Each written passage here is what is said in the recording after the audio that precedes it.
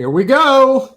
We're live. We're live. Hello. Hello. That was a little shot. Would you jam? It's like you jammed your gun. Like, Foley, right? Welcome all. It is Monday night, Generational Change. I'm Jen. I'm Peter. And there's always something brewing every time we go live, isn't there? Yes, there is. Yeah.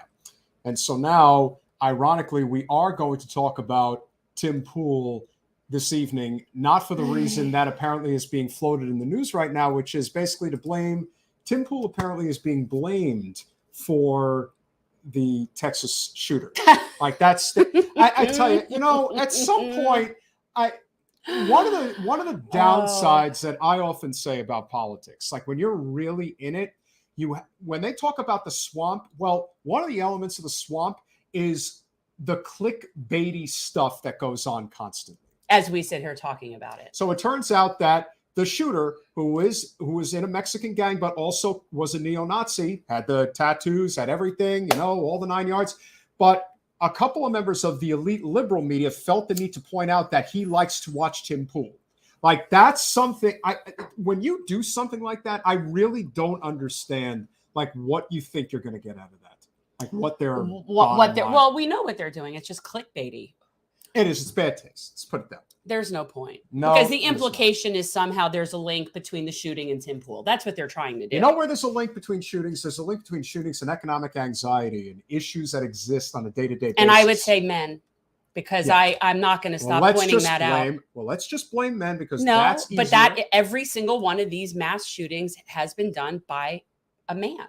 I don't think that it's a coincidence. Well, perhaps if we did a better job of making sure that men had better economic opportunity, that would actually help a lot. If they had better health care, that would be a much better opportunity. If they had educational opportunities without going into debt forever, I think that would help. I think you'd be much less likely to pick up a gun. Just a thought. I think you would. But I think women have those same problems too. There is a belief that one of the ways that this can be done is by using alternative money sources such as cryptocurrency. Now, for the layperson that's out there, most people really do not understand what crypto is, how it works, what blockchain is, how the actual currency is determined in terms of value. So there is a lot to learn this evening. So we are going to have two amazing guests, one who happens to be the Bitcoin progressive, as well as the gentleman who is a very good friend who made this conversation possible in the first place. So, first and foremost, we are going to bring in who has been an amazing supporter of progressive politics, even though he has every reason not to be. So, without further ado, Craig Shapiro, for the first time and not the last time, welcome to Generational Change. Your audio is on mute. Such a loser I am. Sorry. Hello, Jen and Peter. How are you? How are you? Hey. What's happening? What's going on? 9 o'clock on a Monday. Knicks Heat, but I'm here with you guys. So I have no doubt that you're watching it in the background, and that's okay because I would be doing the same thing. And I'm sitting here looking at him thinking it's Monday night of school night. He has 4 children. Yes. I know. But like my first thought goes to that. But no, he's worried about the game. I just think, it's nice that you got your priorities all there, Craig. Yes. Well, he was fortunate enough to go to the game on Saturday, and the Heat are doing well. So we'll see if it continues. But without diving into sports, because Jen will destroy me if I do. Please don't. We are very pleased to bring on a gentleman who definitely knows a thing or two about Bitcoin from a progressive perspective. Very often we hear it from the libertarian perspective, where generally it is much more commonplace. But perhaps there is a place in the progressive circles for Bitcoin, much as we have discussed the need for modern monetary theory and universal basic income. Bitcoin is also something worth talking about. Jason Maier, welcome to Generational Change. Thank you for having me. So excited to be here. Appreciate it.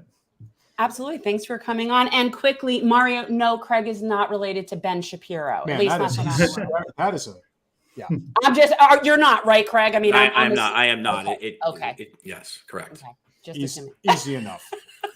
So for most, obviously the logical place to start here is the fact that most people do not understand. They may think that they understand what Bitcoin is. Quite frankly, you could probably even speak to this extensively about how probably most people that own Bitcoin don't know what the hell it is, don't know what it does, and how it actually is valued against the US dollar, how that's determined. So why don't we take it from the top? Just the basics of what cryptocurrency actually is. Can someone tell me the difference between Bitcoin and cryptocurrency? Let's just start with like Bitcoin whatever is a this is form for of crypto. dummies. Okay, Bitcoin fine. is a form of cryptocurrency. All right.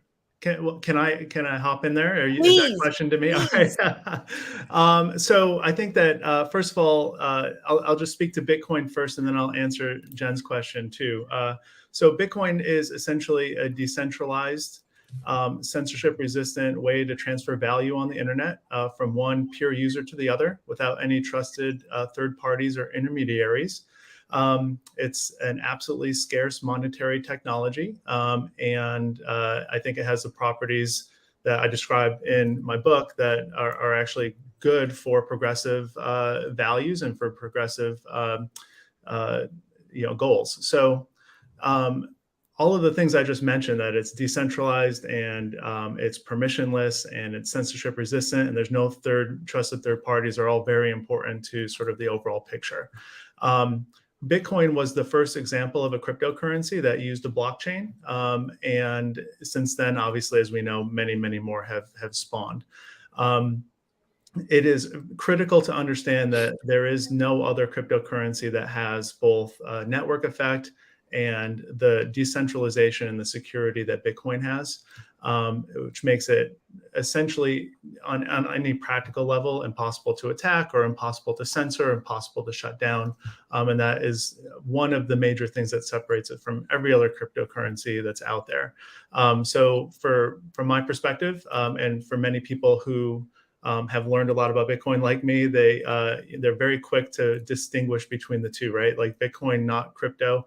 There's a lot of, I mean, I'm not saying that there's no use cases for other cryptocurrencies or other blockchains, but if you want a form of decentralized money that people can use for like freedom money and aren't sort of subject to authoritarian dictatorships, Bitcoin is really the only way to go. So I think that it is critically important, among many other things that I would love to say, is that Bitcoin is the premier, the very initial cryptocurrency, but it is different from all of the others in very important ways. So it's the functioning version of cryptocurrency that exists right now. Yeah, I mean, there's It's plenty of people who would disagree, but I think that's exactly how I would view it. Yeah. Okay. So if the average person doesn't really understand this and is going to say, well, why would I use crypto or in this case, Bitcoin? How do I trust it? How do I know that this isn't, something similar to, Dogecoin with what Elon Musk was doing? There's a lot of pump and dump schemes, Craig, as you know, when it comes to stock trading. So where exactly does this fall in terms of market manipulation, understanding the value of it? Like, how does one determine that one Bitcoin is worth, $40,000? What is that? Is that backed against anything? So I don't know, Craig, if you ever want to hop in too, I don't want to take. Jason, you go ahead. Go ahead. All right. So the U.S. dollar exchange rate for Bitcoin is essentially determined on a supply-demand basis, right? You have people who want to sell their Bitcoin for dollars and people who would like to buy it.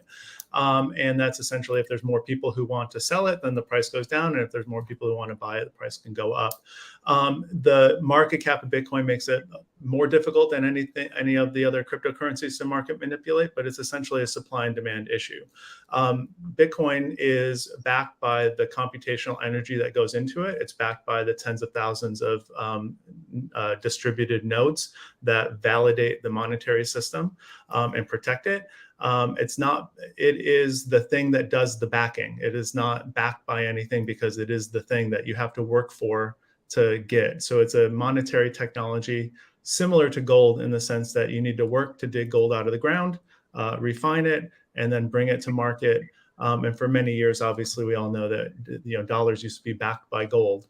And the reason for that is because gold is the real monetary value, that base layer.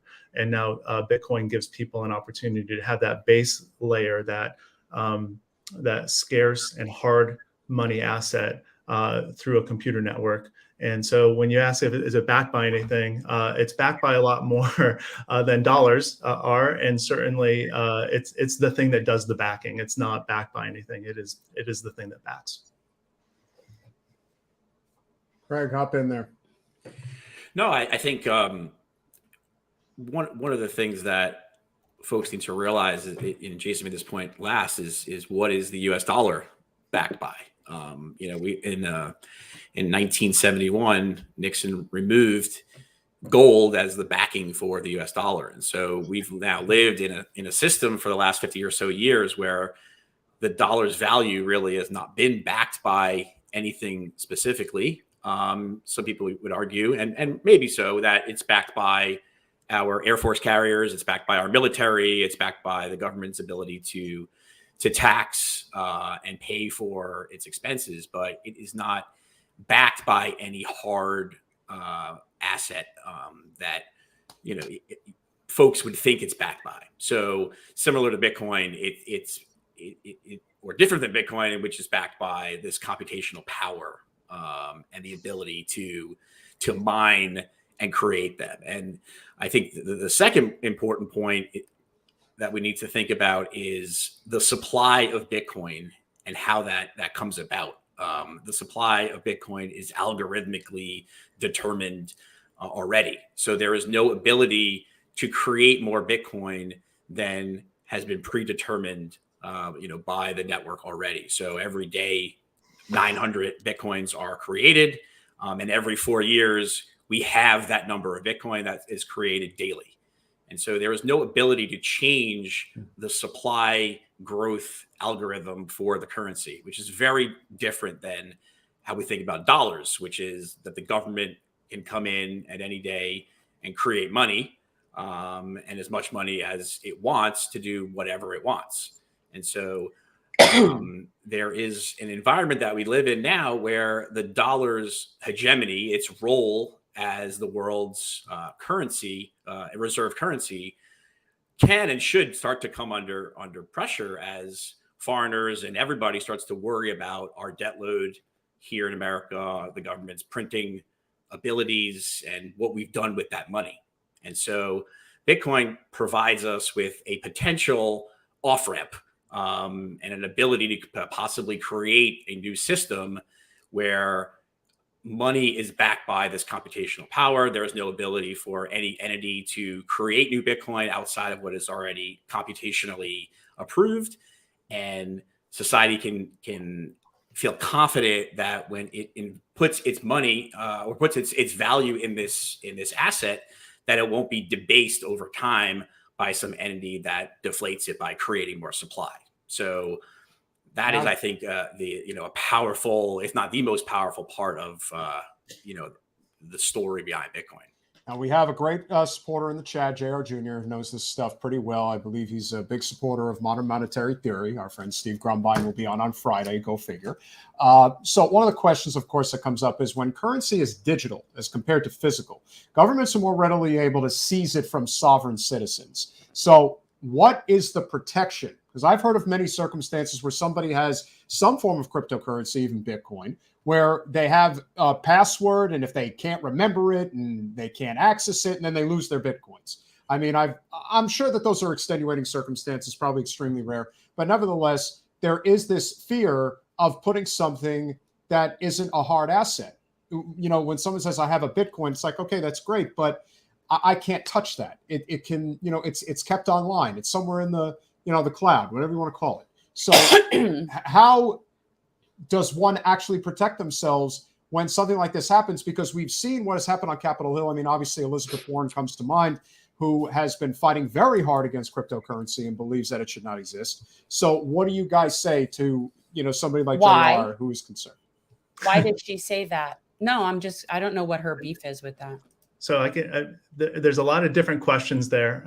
So sure. I'll say the idea that the money isn't real because you can't touch it. Most of the dollars that you've had over the last 20 years that you've spent and saved and invested, you've never touched, right? They're just numbers on a screen. And that's the reality of it, right? Bitcoin is different in the sense that if you do really a mild amount of education about how to secure your Bitcoin and protect it, it can't be seized by the government. It can't be taken against your will. It can't be stolen if you do really a small modicum of preparation and sort of learning about how it works. That's beyond the scope of the discussion now, but that's not a concern. Certainly the government is able to take even hard monetary assets, right? In the 30s, the government took everybody's gold and gave them paper dollars for it, and then devalued those dollars against the gold 6 months after. So it's not as if that having something you can touch protects it from being taken. In fact, it's quite the opposite, right? The fact that gold is slow and heavy and hard to transport means that it was easier for large banks and governments to centralize gold and give everybody paper, which doesn't really hold any value once the peg to that hard monetary asset gets broken. So I think that's important that Bitcoin is perfectly reasonable as a monetary technology. It checks all of the boxes about what makes a good money and what makes something valuable. It's scarce, it's easy to transport, it's divisible, and all of those things are true about Bitcoin, just like they are true and probably in most of those categories of what makes good money. Bitcoin is better than dollars or even gold because it's more transportable and all of that. I'll save you. I can talk all about Elizabeth Warren's stance on crypto. I'll say really quickly that Elizabeth Warren and I agree almost completely because I don't see that cryptocurrencies really have much value except for Bitcoin. So I think that she and I would agree on almost all of them, and that she's a little bit misguided about the value and the potential that Bitcoin has to really advance some of her progressive goals. Yep. And I'll leave it at that. Well, that's interesting because that's what my main question is about all of this is, let's say I have a Bitcoin. I don't even whatever. Let's say I like, to me, I'm picturing like, in Mario with the jumping up and getting the coin. So like, let's say I have one of those. Yep. What do I do with that? And what can I do with that? What's the point of that? And like, why do I want that?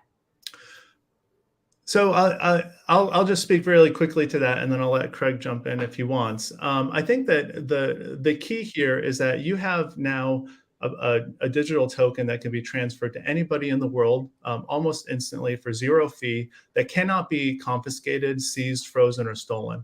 So if you want to do something like donate to a group working against an authoritarian dictatorship in some other country, like, you can send that money directly from one person to another without fear of that government seizing it, taking control of it, siphoning off some of it.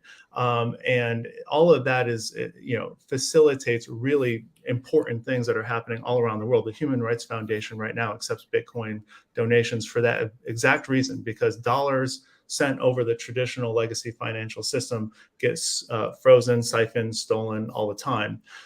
You can pay for goods and services for people who are willing to accept Bitcoin, and there's a growing number all the time. But in particular, it's very good for, what they say is you don't really tell an American why they need Bitcoin, because most Americans just view it as an investment instrument to get more dollars. That's not how I view it at all, right? This is a monetary technology that allows people to be more secure in the value that they're putting their labor into, and they're storing their wealth and their value. And I will never trade my Bitcoin for dollars. I'm just going to use it and as a store of value, and then as a medium of exchange as it's appropriate. How much is a Bitcoin right now? What would a Bitcoin cost me? Yeah, well, a Bitcoin is a Bitcoin. Now, if you want to talk about like the US dollar comparison. Yeah, well, how would I get one? All right. Nobody's going to gift me one. So it's going to cost me some amount of money to get one. Well, you can accept it. You can accept donations. You could accept these Bitcoin donations instead of just the dollar donations. So you could get them that way. But what's it worth? So you have to buy them or you earn them. Now, if you wanted to just buy Bitcoin, you can buy a fraction of a Bitcoin. So you can buy anywhere from 50 cents, a quarter's worth of Bitcoin, up to a whole Bitcoin or even more. A Bitcoin is about $28,000. I don't check every day because it really doesn't bother me. But what it does, it's a programmable money. So if somebody, has a live streaming YouTube channel, like, you can accept a streaming amount of money from the people who are watching your show in a value for value basis. If you provide value for your listeners and the people who watch your show, they can decide that they want to stream you maybe half a cent every minute. And that's possible with Bitcoin in a way that's not possible with any fiat money that exists on the planet right now. That's interesting. Yeah, that is interesting. All right, so why are the other forms of crypto considered, useless or, even scam artists like, if you will? Craig, I can answer. I'll talk about this all night, so I'll stop myself. Go on. I was just going to say it's really about, and Jason can correct me, but the degree of centralization of control over the supply of the crypto, and whether or not sponsors of a cryptocurrency, how they distribute that crypto over time, and based on what program. Whereas Bitcoin is fully decentralized. It's already been predetermined. It's been distributed. Nobody controls the supply algorithm. No one can make any changes to the program. The last Bitcoin, 21 millionth coin, will be mined in the year 2140, and that's what we have. Something like Ethereum or Solana or some of these other cryptocurrencies have a group of sponsors that control the technology, that are able to change the program kind of when they desire. And there's different degrees and rules regarding, their ability to do so. But you give up the decentralized component of the crypto when you move away from Bitcoin.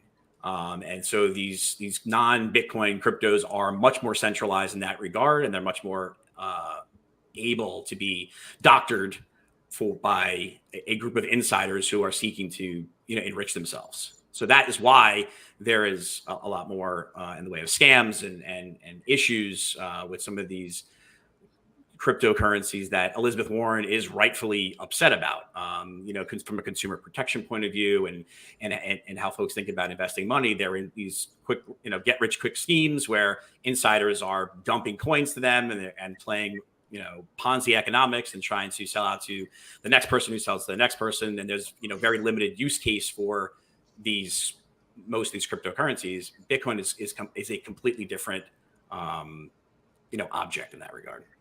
I'll just add that one of the most important facets about the history of Bitcoin is essentially it has an immaculate conception. There is no president, no CEO, nobody in charge of it. It is a distributed and completely decentralized network. So there is no subpoena from the government that can come and say, all right, we need you to shut this down. We don't like it anymore. That is not possible. You cannot stop it. It is a living, breathing thing out there. And so this is important, because if you really want to throw all of your chips behind another cryptocurrency like Ethereum, there's a mailing address and a person who's in charge of it. And at some point, the government's going to say, you know what, I don't like people messing around with this money game. We've had a monopoly on that for the last couple hundred years. And we're going to shut you down. Well, that's possible with the other cryptocurrencies.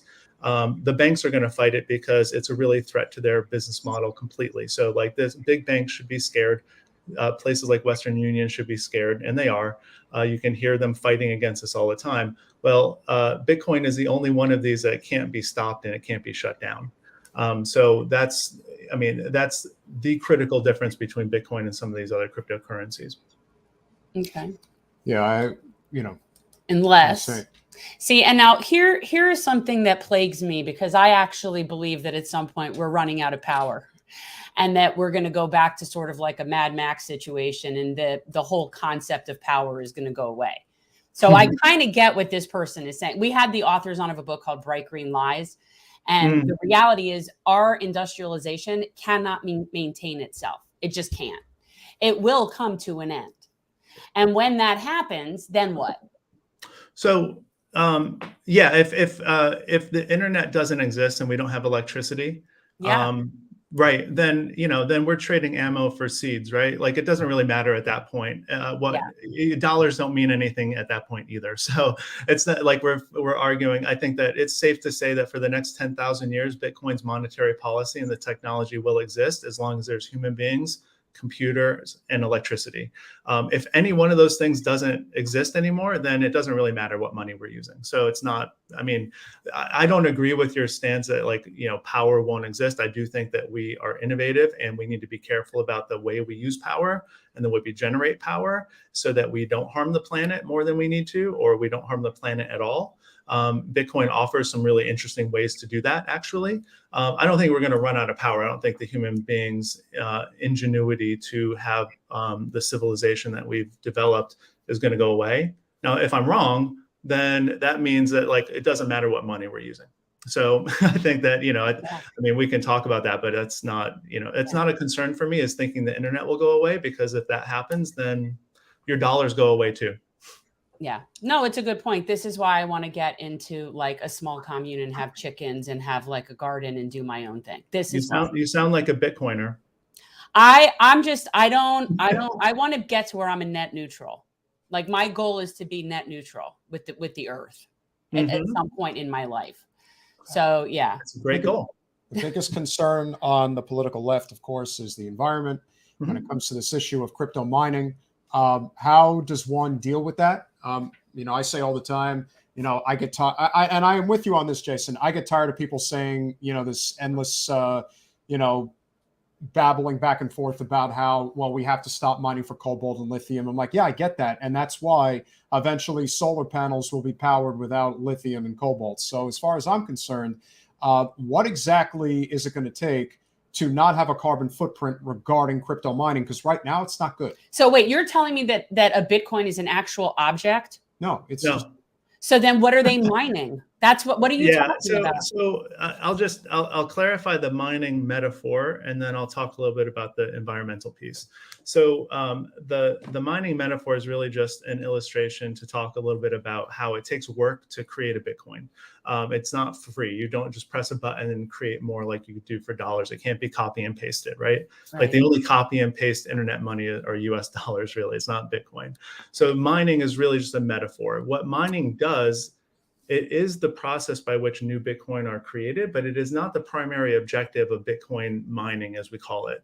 The primary objective of Bitcoin mining is to protect the decentralized network. We have taken away intermediate third parties like the banks and the government between our transactions, and the replacement for that is security through computational power. There is no way to remove the government and large banks from your transactions without replacing that security with some other method. So that decentralized ledger needs to be protected through mining. So that's the primary reason why we mine. The question about the impact on the environment is actually very subtle and complicated. It's the longest chapter in my book, because I think it is the most important piece of fear and uncertainty and doubt that the progressive and liberals attack Bitcoin with.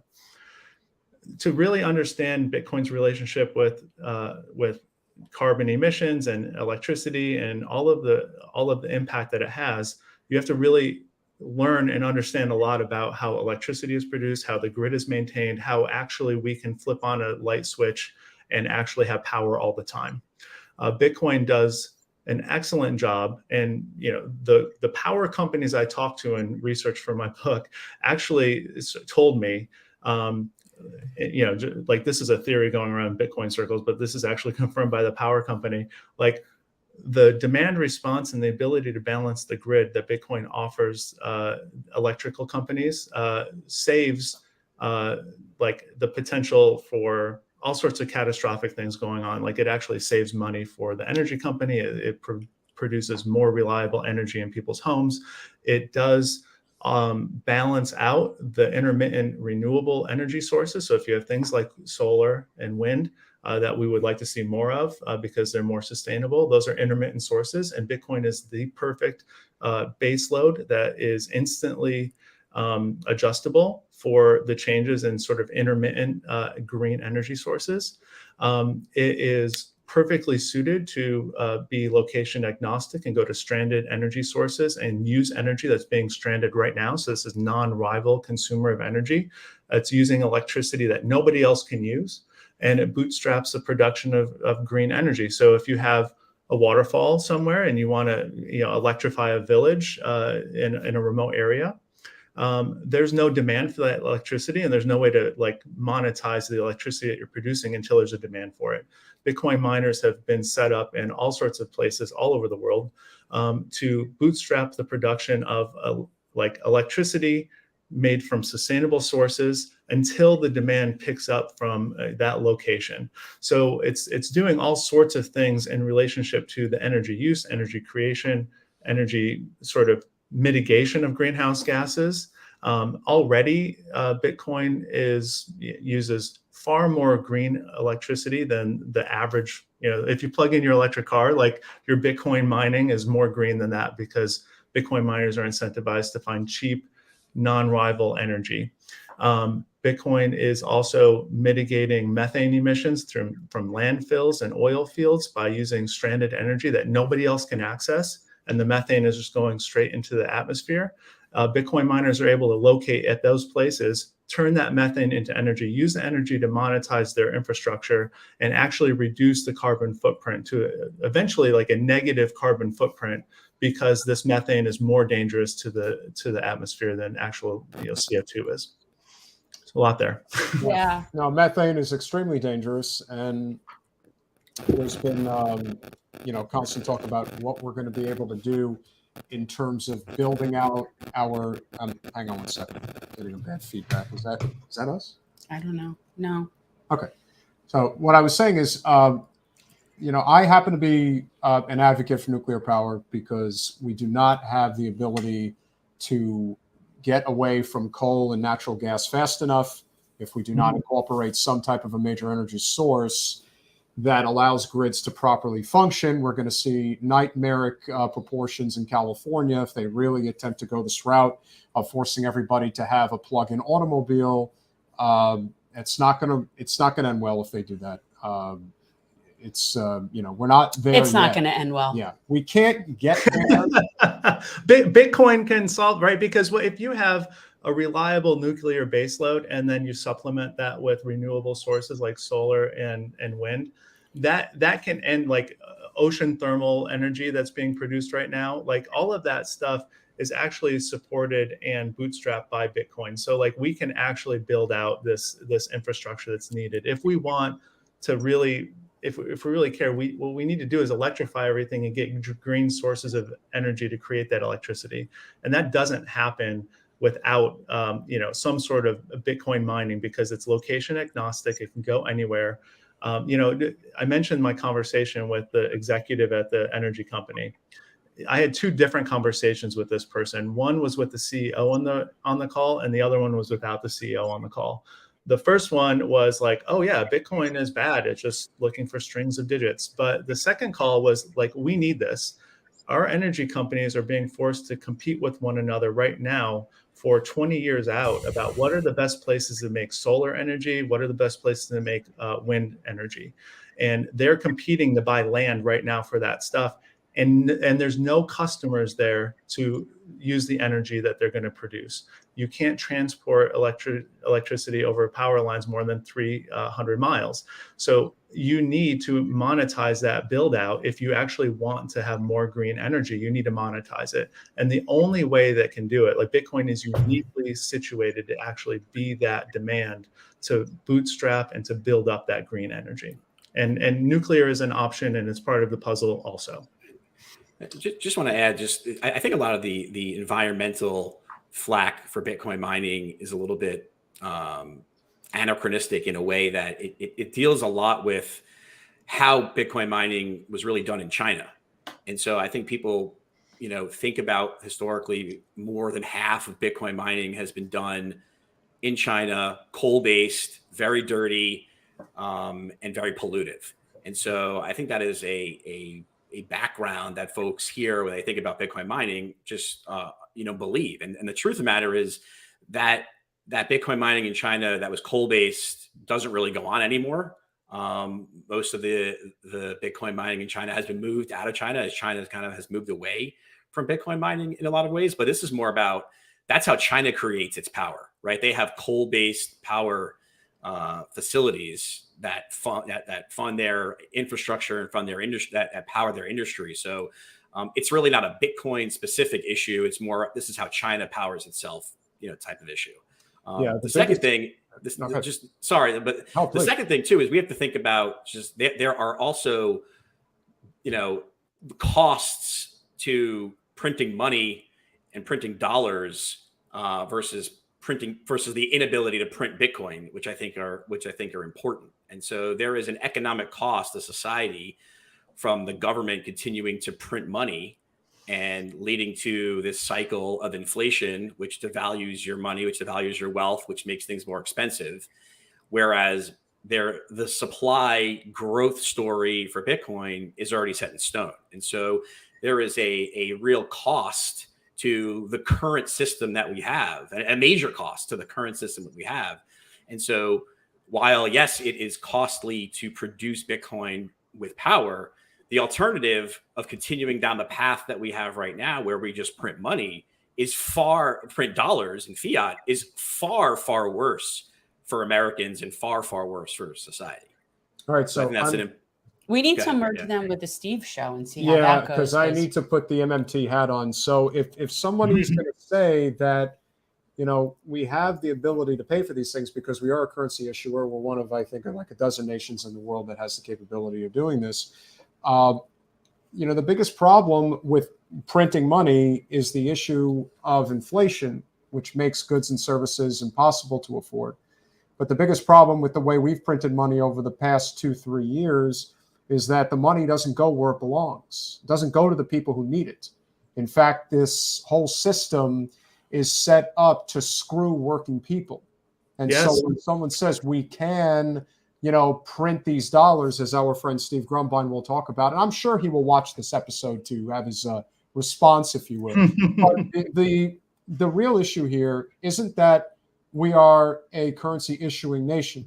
It's that we have people with the levers of power that see to it that the money goes in the hands of people who do not need it, and it doesn't go into the hands of the people who do, creating an even greater imbalance and making it more and more impossible for people to actually afford goods and services, thereby balancing out the inflation and not having the same issue when it comes to printing the dollar, because $1 in is $1 out. It's like taxes. Our taxes do not pay for the government to run. It's the other way around. And if you haven't read The Deficit Myth by Stephanie Kelton, now granted, not everything in that book you're going to agree with, but there are basic concepts that they talk about when it comes to tax and spend that do make a lot of sense, because we're not balancing the budget like we do at the local and the state level, where we have to literally use our taxes to fund the local and state government. Whereas at the federal government, they can print money in order to make sure that we don't default on debt or who knows what else. But there are serious misses here, because what's happening in a lot of these online circles is it's like people form camps. They only want to say that Bitcoin's the way, or that UBI's the way, or modern monetary theory's the way. I think there's a little bit of everything that if they were to work together, we could probably solve a lot of these economic crises that we have. Bottom line, the corporate special interests of this country dominate our government and dominate our daily lives. And that, more than anything else, is the biggest problem. That's why we can't have nice things. So I agree with almost everything that you said. I think that it's absolutely true that the way the government has been printing money, and we don't need to go back 2 or 3 years, we can go back much farther, it is really one of the primary drivers of inequality. And it's something called the Cantillon effect. And it's not, if we have a better system out there, the problem is with misaligned incentives. There is no system by which people get to print money for free and distribute it in a way that's equitable, because there's no incentive to do so. So, I understand what you're saying, and maybe we just have different solutions to that problem. But I think the ability for our nation to print money at the federal level does not really solve anything, right? No nation has really printed its way into prosperity by printing paper ever in the history. Many have fallen and many have collapsed. And certainly this is how the Roman Empire collapsed, because they started clipping coins and debasing their money. And the soldiers wouldn't fight for them anymore for this fake money. This is exactly the roadmap that we've seen before. What I will say is that we are in a privileged position as Americans because we do print the world's reserve currency, and we do so for free. We have a lot of seigniorage. Our government gets money by printing it. We don't fund our government by taxes. We really fund it by printing money. But the real problem with that is that it allows the American government to enact neocolonialism all over this nation, all over the globe, because it controls the money that everybody has to use, and it can print as much as it wants, and it can sort of pull the levers and put disadvantaged countries in a disproportionately tough spot. The American government essentially controls the IMF and the World Bank, who decides how loans are structured to alleviate poverty all over the world. And every one of those loans comes with stipulations that makes the poverty worse, harder to pay back, and makes those nations that aren't us more indebted to us. So I think that it's not just a domestic problem where we can print money because we issue our money. Like, printing the money actually has a downstream effect on all of these other nations that have to rely on the dollar and have no voice in the system. And it's really becomes impossible for them to grow and have sovereignty if the United States is pulling all the levers. And the same thing is true for the euro and other sorts of currencies that, France in particular for decades has been controlling, 15 nations on the African continent and forcing them to use an inferior money and taking away their monetary sovereignty. Like, this is a real problem. And like, Bitcoin is a politically neutral and geopolitically neutral money, and everybody would have to compete on the same playing field if we had it, which should be really scary to Americans, but it's actually kind of fair. We have like a logistical question here. Yeah, sure. What crypto exchange is the most honorable to have a wallet with and trade on? Thank you for asking 1-2 Seymour. That's great. Craig, do you want to answer, or should I? I mean, I'll tell you this. My preferred way to purchase Bitcoin is through, I'll just to be frank, I use Swan Bitcoin. It's a service that you buy directly. You buy Bitcoin directly in what's known as dollar cost averaging way, which is you can buy a little Bitcoin every day, every other day, once a week, once a month, however often or inoften that you want. And they charge a small fee. And what they do is they create a system whereby they either custody it for you in your own segregated account, or they deliver it to you in your own hard wallet. So that's basically how I do it. I buy my Bitcoin through Swan. They send it to me. I control it in my cold storage wallet offline. So, if you want to trade Bitcoin, and kind of move in and out, I mean, some of these exchanges, are okay for a short period of time, whether it's a Coinbase or a Kraken or Gemini. But, from a long-term perspective about building wealth and owning, this pristine collateral and this store of value, you want to be able to purchase Bitcoin, remove it from exchange, and control it yourself in self-custody, or something that's known as multi-custody, which is a trusted third party which kind of assists you in that process. Because as we've seen with some of the fraud and some of the issues, and the phrase in the community is "not your keys, not your coin." If your Bitcoin is on an exchange, in theory, it can be used by the exchange provider to, like we saw with FTX, kind of make other loans or other trading, and you may not actually be your Bitcoin. So the safest way to do it is to purchase it and remove it from exchange and kind of hold it offline. Now, that obviously, necessitates that you be a grown-up, right? It's a responsibility to kind of store your wealth away from a bank or away from an exchange or away from some other custody. Like, you have to think about how you want to secure your wealth. And this is, I think, something that folks are scared of and are concerned about. But ultimately, I mean, this is we've been doing this for thousands of years, right? I mean, people have to store their wealth in the way that they know how to do, and maybe use third-party providers to help them. But think about money in a bank. I mean, we've seen this over the last, few months here. I mean, 4 banks have gone under, in basically record time. And if you have deposits in those banks, cash deposits above the FDIC limit, it's not, which is $250,000, which may get changed. We can talk about that, but deposits over that limit are not insured. That's not your money is not there. And so we need to be thinking more carefully about our own money and how we store it and how we control it. And Bitcoin kind of provides a logical method by which you can store your wealth offline. And it's not for illicit purposes. It's not for tax evasion. It's not for any of that. It's just, this is a way. So it's controlled by you, and you get to make the decisions about how you spend it, what you're going to do with it. Like Jason mentioned before, how you might want to donate it. And, it's yours. You get to do what you want. It's private in that regard. There's no censorship. Like I said, you can do whatever you want with it. I just want to go back to the question that was asked too, because there's a couple of important things. One is, like I don't recommend a crypto exchange, right? Like I'm Bitcoin only, and Swan, which Craig said, Swan is a company that's Bitcoin only. I use Strike, which I actually buy 50 cents worth of Bitcoin every hour. It happens automatically, and then I put that into a hard wallet that's offline. It's cold storage and it's safe, and I can do a multi-sig, setup where nobody can really take it without my permission. So that's the answer, right? Like, find yourself a Bitcoin only service that works in your jurisdiction. But the real answer is keep learning about Bitcoin. Like, you don't go out and buy some because of you heard me say something just now or something. Keep learning about Bitcoin. Here's the beautiful thing is because it is hard to learn about our legacy financial system. And there's a lot of different viewpoints out there to learn it from.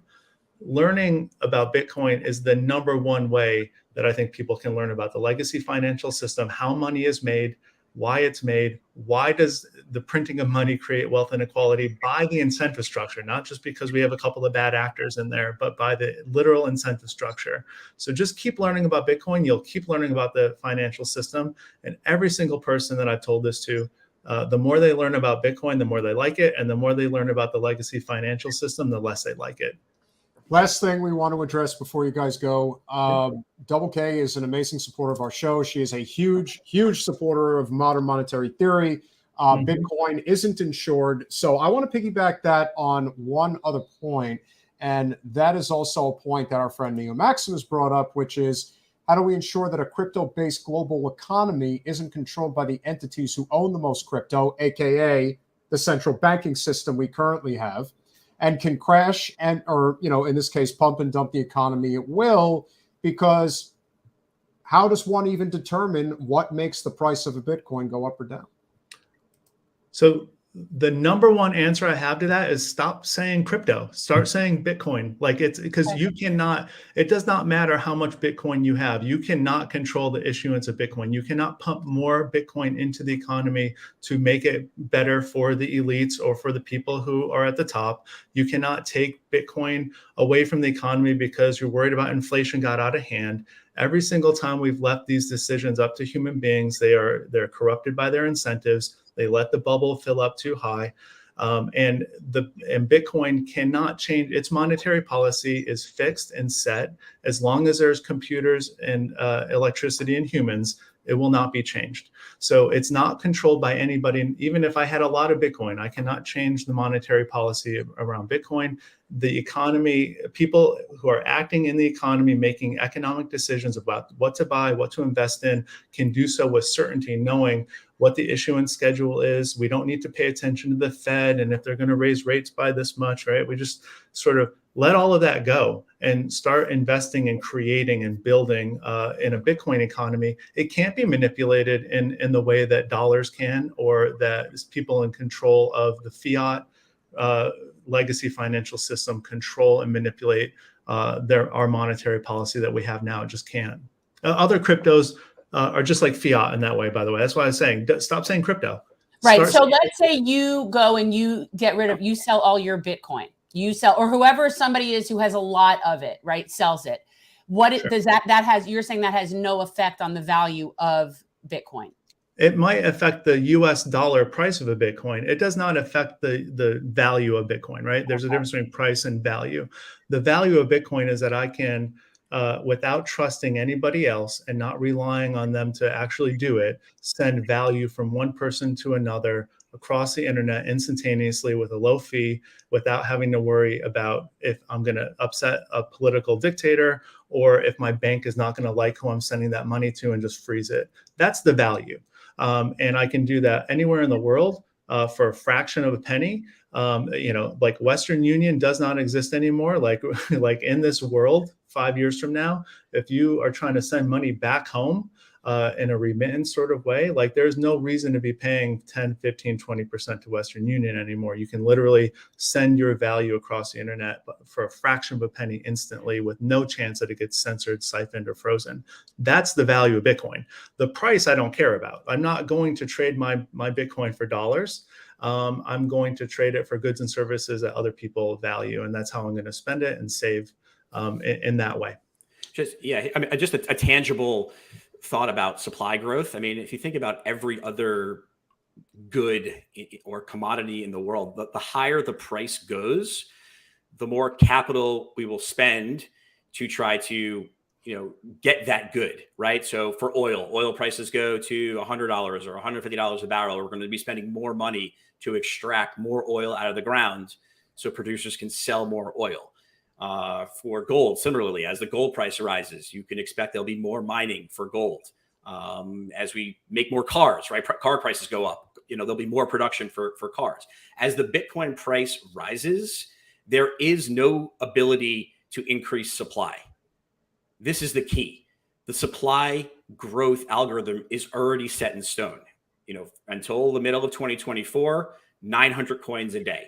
From middle of 2024 to the middle of 2028, 450 coins a day, 225 coins a day for the next 4 years. It's already algorithmically and programmable. And so the price has no impact on the supply growth. And I think that's key. Every other commodity, every other good in the world can be changed by a supply response to a price action. And so that I think was a beautiful feature of Bitcoin. As a matter of fact, as the price goes up and more people try to mine for it, the difficulty adjustment moves higher, right? It becomes harder to solve the riddle. It becomes harder to solve the algorithm. So Bitcoin's kind of dealt with that as well. It's a fascinating monetary technology that kind of really is solved many of the issues with the current system, that we have now. We want to thank you guys both for coming on this evening. This has been a very insightful conversation. Agreements here, disagreements there, but that's the nature of the political and economic world. We're supposed to not agree on everything. We're supposed to have consensus on everything. And the consensus is we live in a world today, a country today, where we have zero control over our economy. And in terms of our political leaders, they answer to a very high power that is out of reach of just about everybody. So to say that we want to have, much as Thomas Jefferson, Andrew Jackson, and many leaders of our past have emphasized, not having a centralized control of our economy, that is coming to a head today. And it'll be interesting to see how that evolves over time. Both to Craig and Jason, we want to thank you both for coming on. If there's anything you want to plug, mention before you go, what you may be working on, by all means, the floor is yours. Yeah, thank you for having me on. This is great. This is actually, I'm used to talking to Bitcoiners who are already convinced. So it's really actually great to get new questions. So thank you for having me. It was a great talk.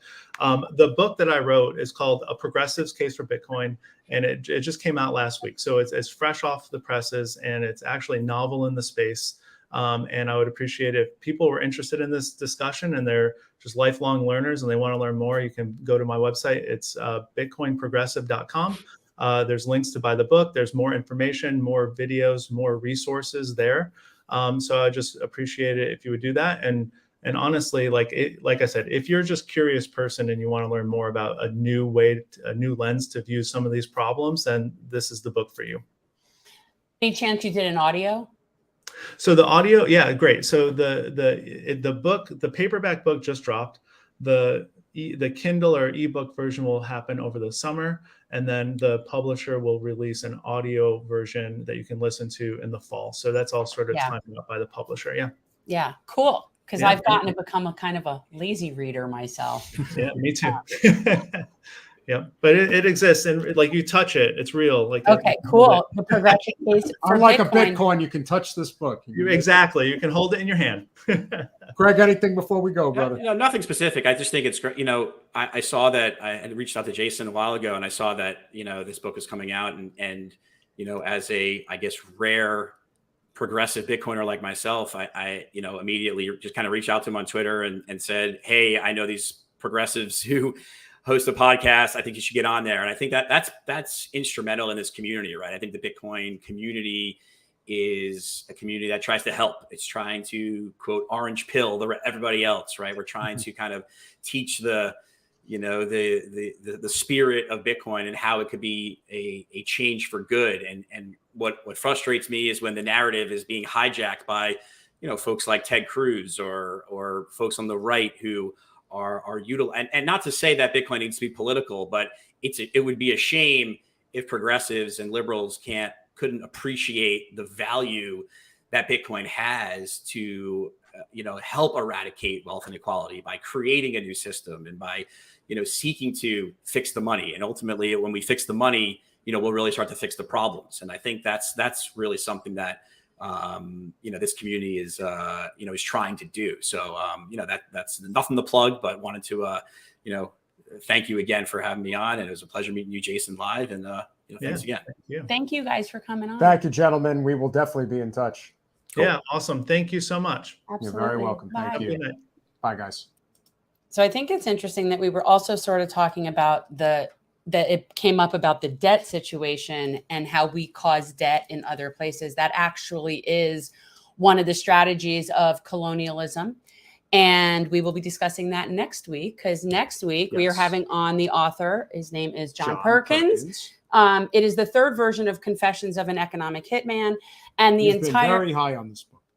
I'm liking it. I mean, it's basically the concept of what we have done, what China is doing, and it's going into countries and purposefully getting them to be beholden to you for money, for infrastructure and different things that they want. And then when they default on their loan, which it's set up for them to do that, now we have another country that's part of the empire that we can either extract resources from them.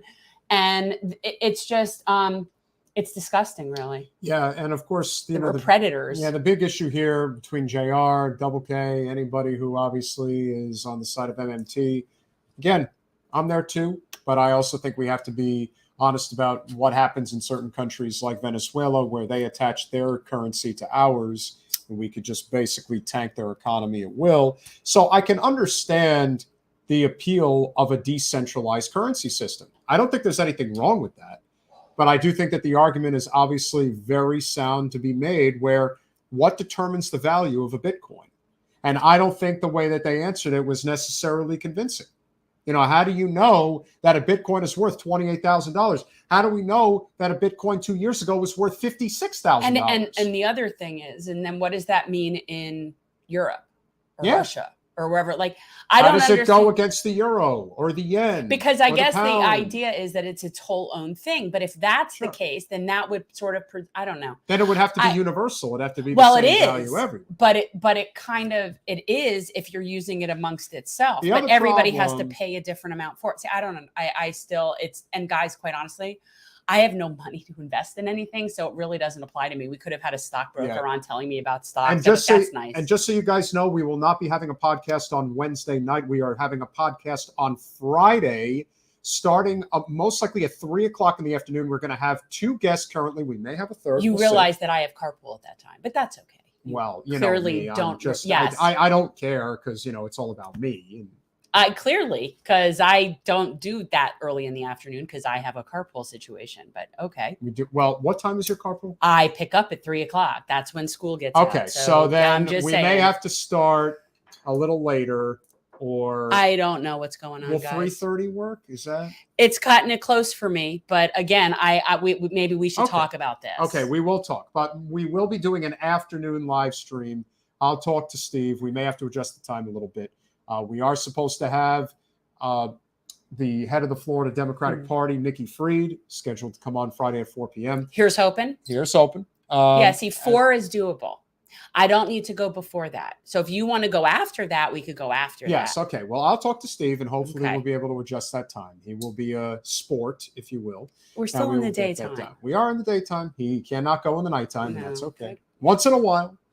But I do think that it is important to have this conversation. I think it is of tantamount importance for people to understand that you can't just wash away universal basic income. You cannot just wash away Bitcoin. You cannot just wash away modern monetary theory. You cannot just say that we're printing money and because it doesn't go. Again, there are people who still think that our dollar is valued against gold. There's people that think their tax dollars pay for things. And there are people who think that the federal government, macroeconomics, is the same as state and local government, microeconomics. No, they think that there's like the accounting office where they sit there and they count up all the tax dollars. Oh yeah, they're really convinced that that's how it works. And then once they where know are my how tax dollars going? Well, whatever I hear people saying, where are my tax dollars going? But what I would like to do is let's shift that to our collective resources. Where are our collective resources going? Because that actually is a fair question. And when we talk about like our collective resources paying for wars and not funding things that we want it to fund, that's a thing to say. But we have to stop saying our tax dollars.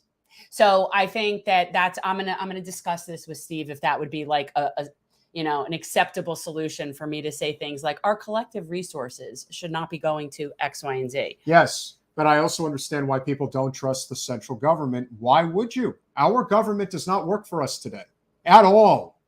It works for like 5 people. Yeah, it has been completely manipulated to the point in which we don't have any say. We can't even have a say in who runs for president of the United States.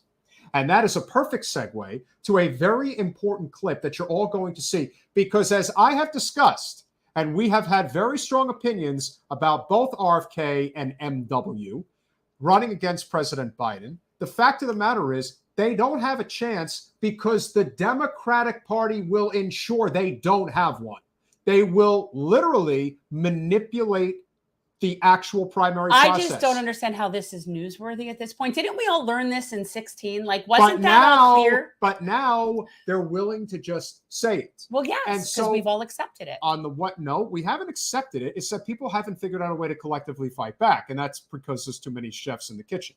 But nevertheless, when one is saying that we're just not going to have any primary debates, how far away do you think you are when you get to that point from it becoming we're just not having a primary? Now, and here's the thing. Now, and I will say this very clearly. In this particular case, in this particular year, I don't think it matters. Maybe it doesn't. I don't think it matters. However, that being said, I also would like to argue, then I've said this many, many times, that we don't actually have real debates. We have political theater. The debates are a complete waste of time and money. So to me, the idea of not having debates is actually good, because they're not having real debates anyway. Well, is a political I do circus. not agree with that at all. I actually think that what both of the two primary challengers are talking about is actually important. You even said so yourself, particularly about RFK. That I think what they're saying is very important, and I think that they should have a platform to say what they want to say. I think debates are a complete waste of time. They're not actual debates. So I think people could have a platform to say what they want to say. Well, I think even if they attempted to actually have one, would it actually amount to much is the question. Well, no, it won't, because the party is not going to bless it. And so the party isn't going to host the debate. And the truth is guys, these are private clubs. These are private clubs. They don't owe anything to us as a collective. They really don't. And if you don't want to be in their private club, don't register in their private club. But their club, their rules. And they don't want to host. The system does not allow you to succeed without first past the post options, which is why we're stuck in this quagmire. But we're going to hear from Simone Sanders, one of the biggest turncoats I've ever seen in politics. Boy, did she sell out. And she hides behind identity politics like she actually makes Joy Reid seem okay, reasonable. but let me say this to Mostradamus. The problem is that any debate that they would have, let's say the Democrats said, yes, we're going to have a debate. Come on, Marianne and RFK, let's all get together and have a debate. Do you think it's going to be fair? Do you think they're not going to set Joe up to be on top? Do you think that it's going to be run in any way, shape, or form other than to make Joe look good? Well, that may be true, but that was the same thing that happened with Bernie and Hillary, and Bernie still figured out a way to nail her ass to the wall more often than not. And the same was true. Now, Bernie is Bernie. Bernie is Bernie, but in 2020, Bernie did not take the gloves off against Joe the way he did against Hillary. And a lot of that, unfortunately, has to do with the fact that he is a lifer politician on Capitol Hill with very few friends. And Joe happens to be one of them. I don't. Let's hear what Simone Sanders has to say about a primary challenge.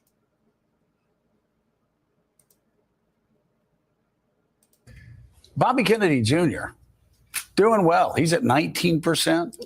Hasn't really gotten that much out there. I mean, and I'm starting to hear more and more talk about him. Are we going to actually have a challenge here? I'm trying not to laugh, Joe.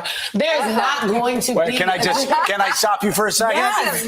Do you know how many people said the same thing about Donald Trump in 2015 true. on Yes, this show? except said I will the note, same exact thing. Yes, because there was going to be a Republican primary. But I really think that the mealy-mouthed Democrats, as I like to call them, and some of my progressive friends who would like to live in a fantasy land, they need to come back to reality. Yeah. And the reality is this. The sitting president of the United States of America is a Democrat that would like to run for re-election, so much so that he has declared a re-election campaign. Right. In that case, the Democratic National Committee will not facilitate a primary process. There will be no debate stage for Bobby Kennedy, Marianne Williamson, or anyone else to stand on. So we're going to have another Bobby Kennedy in an empty chair in the debate, right? There will be no debate. Yeah, no debate. The Democratic National Committee administers the debates, and they're not going to set up a primary process for debates for someone to challenge the head of the Democratic Party. Yeah. I can't even. But here's the thing. She's not wrong. And I would like to know historically, when have there been primary challenges to sitting presidents in there? And when has the party, I'm just curious, in past years, when has that happened? I'm surprised that you're even, no, it's not a question of the party allowing it to happen. It's a question of whether or not democracy is allowed to rule the day. Not in a private club. But you're wrong. I'm not. That's why they have super delegates. I'll they tell don't you why play you're right. fair. No, once again, you're wrong. And I'll explain to you why you're wrong. I don't totally think so. wrong. No, you're wrong. I'm pretty sure I know what legally a private club means and what they're entitled to do. I understand that, but you're still wrong. And I'll explain why. Because in 1968, there was a challenge to LBJ, even though he fully intended to run for re-election and was in it for the first two primary contests. But when it became obvious that either Eugene McCarthy or more specifically Bobby Kennedy was likely to win the nomination, he wouldn't even face it. He dropped out. Now, of course, this was on the backdrop of the Vietnam War, which by 1968, overwhelmingly, the country was like, get the F out of the South Pacific. And of course, we wouldn't do it because the military-industrial complex had already taken over. But you just basically proved my point. There hasn't been where the party has allowed for there to be a challenge. No, they tried to not have a challenge, but they did it anyway. But then what happened? Ultimately, Nixon won, but that's because the Democratic establishment. And every time there's been one, the other side wins. Bobby Kennedy gets assassinated. He would have beat Nixon in 68. All I'm saying, could have, would have, should have. Every time that there is a primary challenger to an incumbent president, the other party wins. So the truth is, Joe was right. He was very prophetic. No, he will be a one-term president. Once again, I am not done, and you will not let me finish. Because you're not understanding what I'm saying, and you're arguing against the point that I'm not making. May I continue? Sure. So then you had Ted Kennedy, another Kennedy, challenge Jimmy Carter in 1980. And that was an extremely close race that Jimmy ended up winning by, I think, 10 points or so. It was very close. Then you had Pat Buchanan challenging George H.W. Bush in 1992. Did they host debates on that in the primary? I believe. Did they host debates with the sitting president? I'm not 100% sure. But that's the question I'm asking you. That's what I keep asking you. In what historical context has a party who runs their own debates allowed for a primary challenge to a sitting president and hosted debates? When has that happened? I'd have to check to see if the debates actually took place, but there was a legitimate primary. There's going to be a primary. They're going to qualify. Simone Sanders. But that's not what she's saying. But she's not the boss. I understand she's not the boss, but she's saying the quiet part out loud, which is we are going to do everything in our capacity to basically subvert the democratic process. I understand that. And again, they are having a primary. It illegally will happen. She is not the boss of that. People qualify, they're in the primary. That's how it goes. This is a private club. They're choosing to not host debates for a challenger. That's always been the case. Now, I don't understand why this is news. Well, now let me explain. Because you still haven't told me how I'm wrong about that. So you are wrong, and you are dead wrong, because again, throughout history, when does a legitimate primary take place against a sitting president? It's only happened a handful of times, but when does it happen? It happens when an incumbent president is extremely unpopular and extremely weak. And if you look at LBJ on the backdrop of the Vietnam War, when you look at Jimmy Carter as a whole, when you look at George H.W. Bush post the Gulf War, and now when you look at Joe Biden, what do you have? You have extremely weak and vulnerable incumbent presidents who ultimately went on to lose in spite of the fact that they were challenged in a primary. Now, what is indisputable over the course of what happens during these primaries is that the party establishment will deliberately manipulate the process to protect the incumbent, even if it means that will seal their fate in the general election, which will happen in 24. Well, I think that happens regardless of what they do. But in this case, mark my words, Trump or DeSantis is the next president. And the reason I know this to be a fact is because the Democratic Party is showing you right now that this is just the tip of the iceberg of how far they're willing to go to literally screw this. Okay, still don't see how I'm wrong in what I said to you. The reason you're wrong is because their perspective is to say, yeah, we know he's unpopular. We know that people want to challenge him. We know that the likelihood that the GOP Guys, am wins. I crazy? All I'm saying, the one statement I made that he keeps, I don't understand,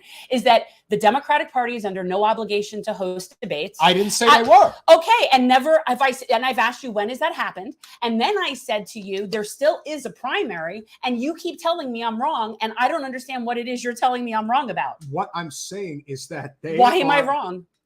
Because even if you don't agree with either one of the two candidates that are challenging him, they have every right to hold an actual primary. What I'm saying, they are holding a primary. I don't agree. I will tell. Here's the difference. Once again, we will disagree on this. They are going to do everything in their power to shut down the primaries. Yeah.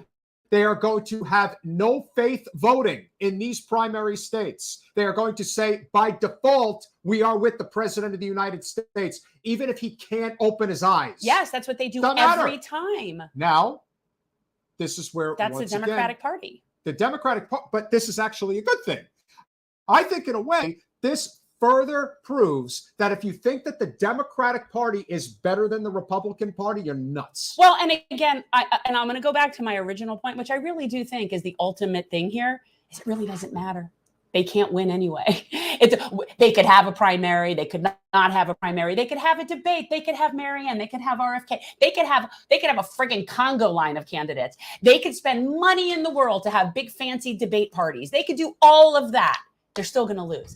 Or they could do none of it and they're still going to lose. And so I do agree, like, to me, every year when I watch all the ridiculous nonsense, first of all, they don't ever have legitimate primaries. It's always a farce, as known by the world to super delegates. Yes. So they don't have their primaries anyway. So the only difference is because there's a sitting incumbent, they're choosing not to host debates. Now, Simone Sanders is not the boss of the party. And so she can say there isn't a primary when in fact, legally, yeah, there is.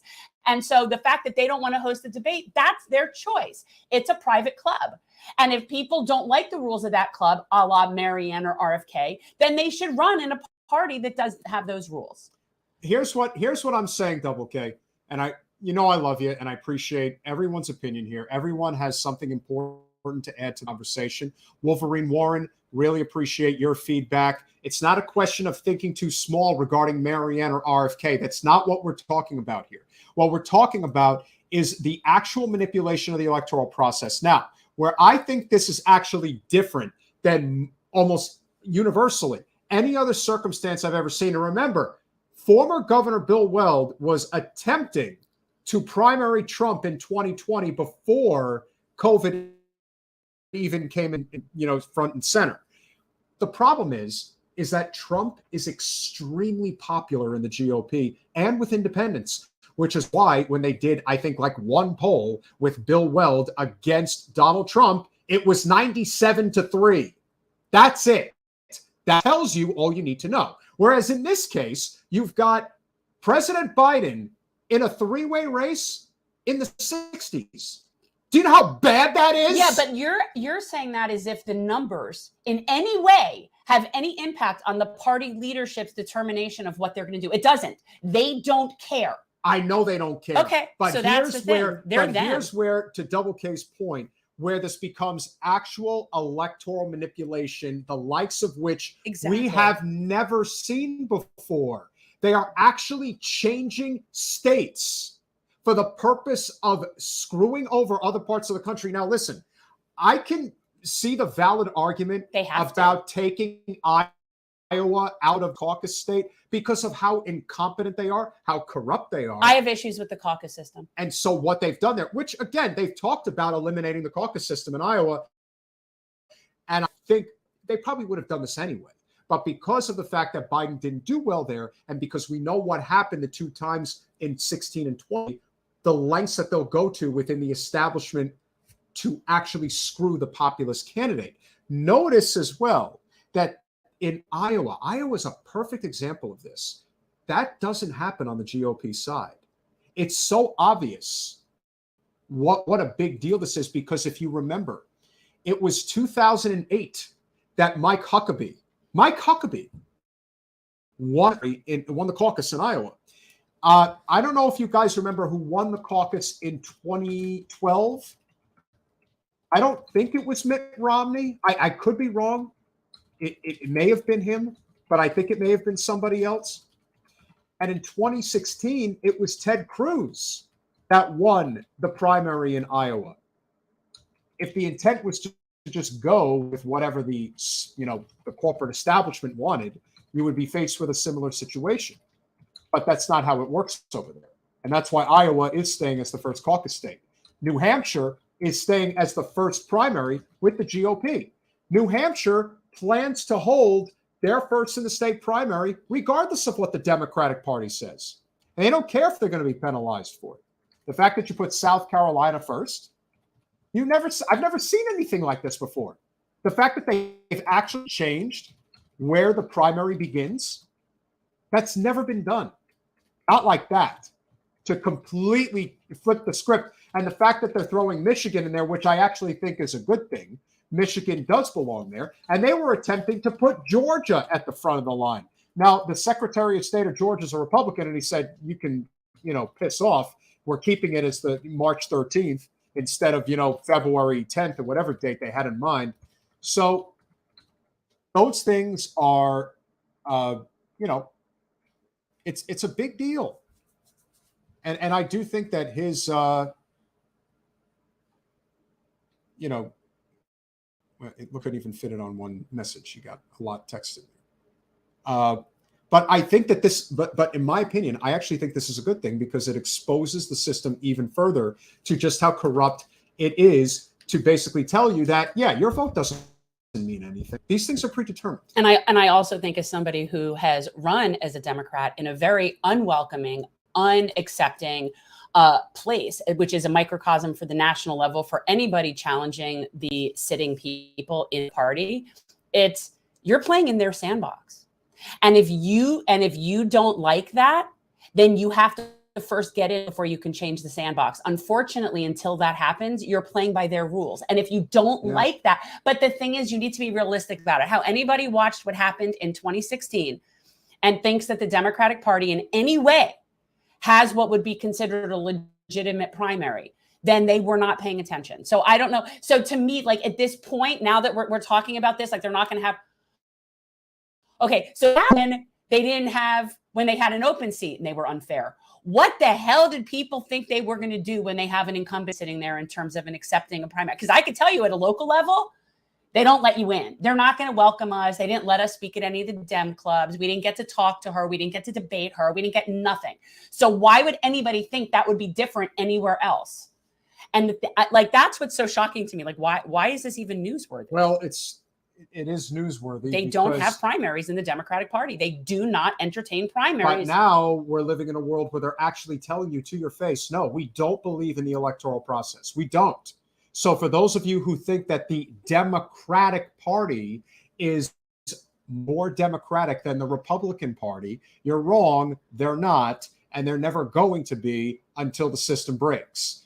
This is what they want. They want it this way. And the other problem that we also have is the people that were supposed to go to Capitol Hill and actually cause trouble, they haven't done it. Not even a little bit. In fact, they're even worse, because the expectations for people to actually help those that are in desperate need, they don't actually go there and attempt to do that.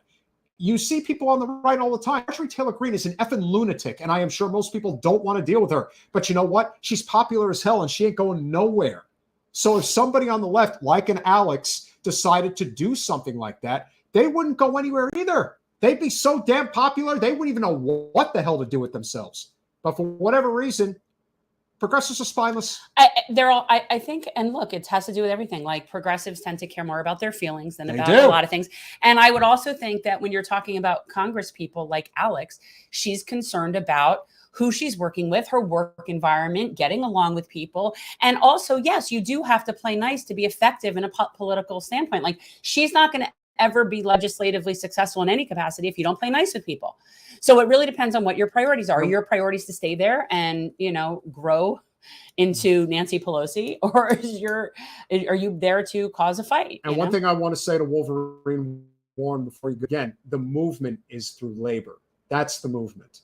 The movement, vote and be involved. But in terms of where your money, resources, and infrastructure goes, it all goes to labor. That's where it belongs, because that's where the biggest impact is going to happen. And in the labor movement, that's where you get the most crossover between the Bernie faction and the Trump faction, where you throw out the crazies, the people who are in it for the culture wars and the things that don't actually determine whether you can put food on the table and live a decent life and not have to worry about external problems that are coming, whether or not this person is allowed to debate or is actually getting something done. That's not the case here. And I think that that's a really good segue to our final topic, which of course is the debate that happened between Tim Pool and Lance from the Serfs. Now, we can play video or we can just talk about it. Let it be known that I have not watched this. I only know about it. It's just, I generally don't watch debates, and I generally don't like to talk about other content creators. Yeah, I mean, obviously the conversation went back and forth regarding different points. One part of the conversation, thank you, Mario. One of the points of the conversation between Lance and Tim was regarding abortion. And it's like, look, this is a wedge issue that is never going to have a consensus. There's always going to be people who have one opinion or the other. But let me assure you that when the overwhelming majority of people, in this case, about 3 out of 4 people, believe that women have the right to do what they want with their body, including 4 out of 5 women. The only reason why the number's skewed in any capacity is because there's about half of men in this country who think that they have a right to tell a woman what to do with her body. It's like, but there's a baby inside. You can't carry a child, dickhead. And until you can, sorry, trans men, just got to keep it 100%. But if you're not carrying a baby, you don't have an opinion about this. Actually, no, what you have is an opinion, and that's all you have. The idea that you think you're going to control. Well, I just don't feel like we need to debate this anymore. We really don't. The debate is over. The majority of people support a woman's right to choose. End of story. The fact that we're living in sort of this authoritarian regime where a minority of people have hijacked and control the policy for the majority, that's just a sign of a dysfunctional republic. But the reality is most people in this, and I mean most people in this country, are pro-choice. So the fact that that's not, so I don't need to convince people of anything. Well, this is why I don't debate it. I don't need to convince people of that. We just need to actually have a functioning republic where the majority rules. If we had that, then we wouldn't be having this discussion. I hate having this discussion. Excuse me. It makes me want to, honestly, it makes me want to kill people when they start talking about taking away my bodily autonomy. Well, I'm sure because this is the shit that I'm going to die for. I don't understand how we're still discussing this. I think that there's a lot of people who feel that way. And I think that Tim, unfortunately, has, again, it's very convenient, Mr. Poole, when you can espouse an opinion about well, what if a woman gets an abortion at 9 months? It's like, dude, no one's getting an abortion at 9 months. No one does that by choice. No one. No. I would venture to say, and I would love it, please, somebody, if you could find a documented case of a woman who just decided after 8, 9 months, I'm done with this, and they just sought out a late-term abortion, and show me a documented case of, because I happen to know for a fact that there are only a couple of places in this country where you can even get a 3rd trimester abortion. And so for any woman to like go do that, it's something that is not out of, oh, I just want to go do that. That's not a thing. Do you know when the overwhelming majority of abortions take place? Within the first. For the first trimester, sometimes the second. And that's it. And by the way, in order for women to even know if their baby has genetic issues, for example, to have an amnio, you are about somewhere between 16 to 20 weeks before you can even really assess that. So how is that going to work? It's like I would ask somebody, if you know that your fetus is carrying a major birth defect that is going to give them 50-50 chance of living past the age of, I don't know, 5, whatever it is, and that woman chooses what she considers to be, the technical term for it is a mercy killing, then that's what it is. Because to think that you want people to actually go through life living through suffering pain every day simply because of your effed up beliefs, which, let's be honest, when it comes to some, listen, they don't care about these kids, because are they agreeing to prenatal care? They're not. Because are they offering us health care? And look, we're friendly with Tim, but at the end of the day, he says things specifically to appease his audience. Yeah. Because there's a lot of crazy people out there. Yeah. And he gets a lot of money and he gets a lot of clicks. Like the person that decided to shoot up the mall in Texas. Now, I'm not blaming Tim. No. Please. But understand, I don't know if I shared this or not, but when I was looking at a commercial property when I first got into this, I was in this area in Pompano. It's shifty. And we had to go into some of the apartments to just view what they were like. And I went into one of these 400 square foot apartments that these people have to basically dwell in, and they live, and this is their life. It's not much, but it's what they have. It's not much different in places in Liberia That's probably true. And stuff. But this guy was standing at his computer desk, and what was he watching? He was watching Tim Pool. And he was watching very intently and very much immersed in what was going on. And you know what? There are a lot of people out there that are just angry at the world. There are a lot of men who are angry at women. And that's for a variety of different reasons, not the least of which is a lot of them can't get a date, can't maintain a relationship, can't maintain a well-paying job, so they can't provide. There's a lot of psychological warfare that goes on here. And I guarantee you that has a lot to do with why men do not think women have the right to control their body, because for them, it's a way to control women because they feel like they cannot enjoy their lives because the women that they want to be with won't be with them. So there is this sort of you see them as like the angry incel guys. Absolutely. I guarantee you that there is a significant other than the religion faction of your those family guys with that have 12 kids that would never, you've got those people that Duggars. Right, like those people that I wouldn't refer to as incel guys that are also probably very anti-choice. But you're saying it's the type of people we're talking about, angry incel men. When they talk about, well, that's who's shooting shit up. Well, it's not only that, it's the fact that their attitude is that's like, if you're going to be libertarian, then you actually have to be libertarian. You can't pick and choose what issues you think matter. Because on the one hand, it's like, I don't believe a woman has a right to choose, but I also believe that child doesn't have any right to any government service to make sure that they survive the first few years of their lives. Well, it's how come the government gets to tell you what you can do with your body, but the government doesn't provide for your needs? It's because, see, that's the difference in thought, really. Like for me, the purpose of government, of civilization, is to create a system wherein resources are shared to create sort of the best for everybody in a way that you couldn't have if you were living alone on an island. That's the point of a civilization, and the point of government is to facilitate that. Right? We don't, why, how is it turned for libertarians to think that the government's job is to police your body? How does that equate to libertarian? Well, because it gets to this whole idea of, but that's a baby. It's their autonomy, their rights, their life. You know, what is it that they're entitled to that we are taking away from them? It's so, because it's not, well, and that's, let's start with the language. It's not a baby, not a baby until it's outside. Before that, it's a fetus. And before that, an embryo, and prior to that, a zygote, and anything that you're going to, like, I just can't deal with people that don't do science. And this on top of everything else, and this is why this issue became so hot, it became so poorly constructed from an argumentative standpoint. And let's face it, look, Lance from the Serfs has been on our podcast. Yes, JR Jr., I do think so. Jen has been on Tim Pool's podcast. I do not think that this was the best conversation in regards to how you talk about this issue. We have to debate this issue about a woman's right to choose just on a level. This isn't even addressing this idea that a woman who is raped, who is a victim of incest, of physical and sexual abuse, of a child who is literally suffering while incubating, the idea that that's not allowed. Or now you've got, and well, the problem is when you make criminal liability, and this is where I actually know that there are very religious people who are, I'm telling you, my friend's mother, one of the most pro-life women I've ever met.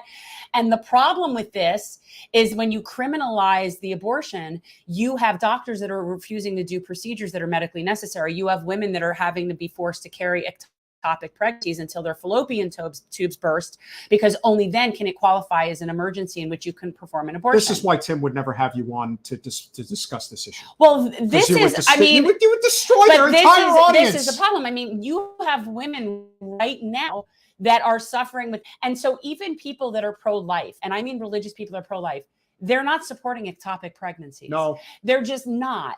So I think that when you do something this extreme, you're really creating more infant and baby mortality, that or maternal and infant mortality. That's what's going to start spiking. That's what's going to be a problem. And crazy religious people don't necessarily like that either. So this is a small group of people that are on board with this kind of restriction. Now, I'm just going to say this, and I'm a man, and I'm physically able to take care of myself. But I will say this: there have been different points in my life, not sexual abuse, but I have been inappropriately touched. Whether, well, I always do shit that you think is inappropriate. I'm sorry. And all I can say is I can imagine the feeling that one would have if they literally are forcibly penetrated. And if that's not enough, violently penetrated. And if that's not enough, impregnated by that violent penetrator. And let's take it one step, and let's take it one step further. You are now pregnant with your rapist child, and you are going to carry that baby to term. If there is an argument for the Second Amendment in this country, that's the one. Well, I just, that's a good one. It's really just the whole, I don't debate this anymore with people really, because I get very incensed about it, because it's just ludicrous that we're still having this discussion about my private parts and my personal medical situation. Like that's anybody else's business. Is just bizarre. But yeah, no, this is just going to make our health outcomes infinitely worse. And it's interesting because we just had the whole show on how unhealthy our country is, how we rank like 51st in the world in terms of overall health of a nation, when you look at things like life expectancy. And these kinds of laws are only going to create a further inequality from us and the other civilized world. And it's just, it's pathetic. Yes. There are going to be a lot of people that are going to die from this. And it's, people die from an ectopic pregnancy bursting. Like you can die from that. Mm-hmm. And it's something that is so unnecessary to happen. And like, that's the kind of thing that we're going to see. We're going to see women being forced to carry dead fetuses. That has happened now. They're forced to carry a dead fetus and actually have to deliver a dead fetus because the doctors in certain places won't do the procedures. This is not what religious people have in mind, even them, I'm telling you. No. And the conversation, of course, also evolved on the issue of Jordan Neely. Listen, Was Jordan Neely conducting himself in a way on that train that was menacing and potentially dangerous to the patrons who were on the train? Yes, absolutely. Should he have been killed? No. So when people feel the need to start this storyline of, well, he's been arrested 42 times and he's got a what? They try to make it like a criminal, like it's just a failing on the criminal justice part in particular. That's not the point of this. No. The point of it is that somebody was killed that didn't need to be killed. Why not just say, and listen, this is the thing that Tim Pool actually said very well, which is he clearly was a dangerous individual who had quite the rap sheet and may have been threatening and becoming very again, 3 men held him down, and one of them held him down in a chokehold, in a rear choke, which, as Joe Rogan likes to point out, you can actually kill somebody by doing that. At the very least, put him unconscious. And in this case, no telling methamphetamine or whatever it was. I still don't understand why, with 3 people involved, you need to have someone in a chokehold. Like, if you have 3 people involved, is there not a way to physically restrain somebody without choking them? If 3 people are there to, like, I don't understand that. So to me, that seems like you were proactively trying to harm somebody, not simply restrain them. We see this on the right all the time. And even though I tend to be considerably more conservative than Jen is when it comes to crime and punishment, this character assassination, especially character assassinations of the dead, is so insane. And I don't want to hear nothing about how this was a black man and it's a race thing. No, this is a anti-poor thing. We hate poor people. We wish they would go away. We don't want to give them health care or mental health care. We want to pretend like capitalism is perfect and that the only reason they're not succeeding in the system is because they're just failures and everybody else is either struggling to succeed or outright succeeds. They just want to kill those people. The truth is they want to eliminate people like that. Oh, that's Hunger Games all the way. If they could have it, they would have it. Yeah. Because there's no other explanation as to how you portrayed Jordan Neely as this terrible human being who deserved to die, unless you're pointing out the fact that he was homeless and that he was a career criminal or whatever the hell else you want to throw. Instead of saying he should be alive, what happened was a tragedy, and that's the end of the conversation. Right. Don't need to discuss anything else. No, people feel the need to justify it because in reality, they don't mind it. No.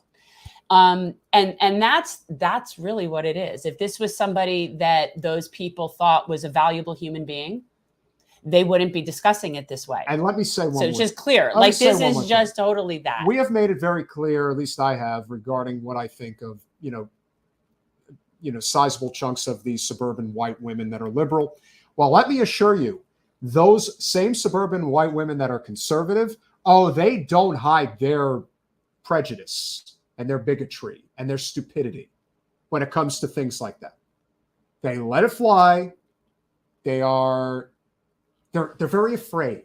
They're very afraid that everybody's going to attack. See, I didn't see. Was there a video of all this that went down? Because I'm not going to watch that. I don't want to see it. But... See, the video that all the progressives were playing were videos of him dancing as Michael Jackson, which, again, he was doing a very good job. He could moonwalk. He could... Sorry, I had to do it. But that wasn't the actual video of what was transpiring that day. Now, eventually, that video did. But here's the thing, and I get this because I actually have been in situations where you see somebody that it might appear that they're being very violent, being aggressive. Sure. They're not necessarily in their right mind, and you are somewhat threatened. Like, I do understand what that is. I actually have seen that, been around it, understand that. Absolutely. And yet, when I hear this story, there is nothing wherein I can't imagine thinking anything other than he clearly is in distress, 100%. Clearly needed help, and clearly was not given that. Mm-mm. Like, so I'm not saying that he wasn't threatening in the moment and that people didn't, but there's threatening and then there's threatening. Okay. Was he waving a gun around? Was he exactly directly threatening the person? It sounded to me that he was just throwing trash and being belligerent. No, he was being belligerent, and I'm sure he was being threatening. If he didn't have a knife or a gun, and believe me, if he did, you would know about it by now. That's what I mean. Like, this is just, I don't know. I just think that we live in a very violent world, and people's first response is to be violent. And, I don't know. But the problem with the whole Lance of the Serfs versus Tim Pool debate, if you will, and all of the videos that everybody's been making, is the fact that no one actually made the proper argument here, which is Lance of the Serfs is definitely on the left, has very much a liberal progressive following, and Tim is definitely center right with a heavy libertarian following on his side.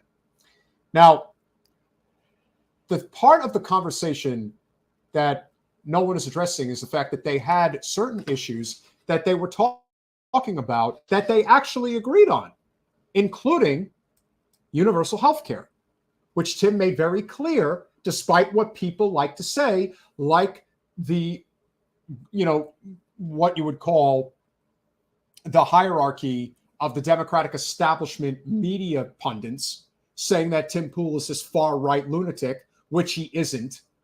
But you can have your opinion if you'd like. He's really not. But I do think he tends to project that way. And I think that's a lot more full for him. For his show. Yeah. Absolutely. But when you come out and say, I absolutely 100% support Medicare for all, that's big. And that's what should be talked about. Because Lance of the Serfs lives in Canada, and he has universal health care. And did Tim Pool specifically, like he said that, flat out he supports Medicare for all? Yes. And he has said that many times. But that should have been one of the main takeaways of this conversation. The problem with the echo chamber world that we live in, which is within the media space. Yes, that's what we're saying. He does support Medicare. The independent media space. I guarantee you, when we put the clip out of this, we'll be the only one that addressed that particular point. Everybody else, because people love their teams, man. Yeah. They just love their teams, and they love to be angry, and they love to be fighting. I'm looking at you, Sam Cedar. I'm looking at you, Sean Fitzgerald, actual justice warrior. You guys are going to make your videos, but you're not going to point out the parts where they agreed on very important things. Because why? Because it's not lucrative for your channel to actually have agreement. What that leads to is people unsubscribing and leaving their Patreon.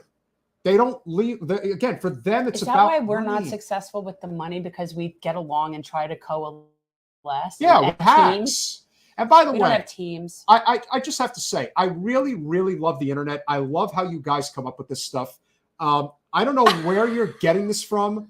Why would somebody? I think he's just making that up. No, he's well. Nobody said that we were at that wedding. First of all, I wouldn't go to that wedding. I have thoughts, but I digress.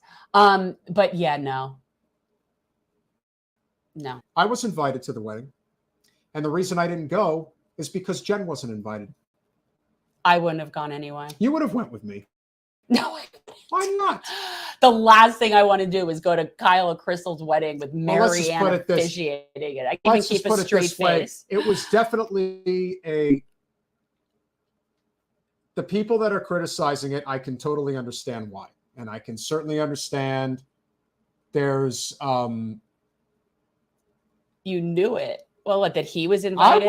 I didn't go. I could have gone, but I didn't go. Wouldn't go to that. No. And yes, it did end up.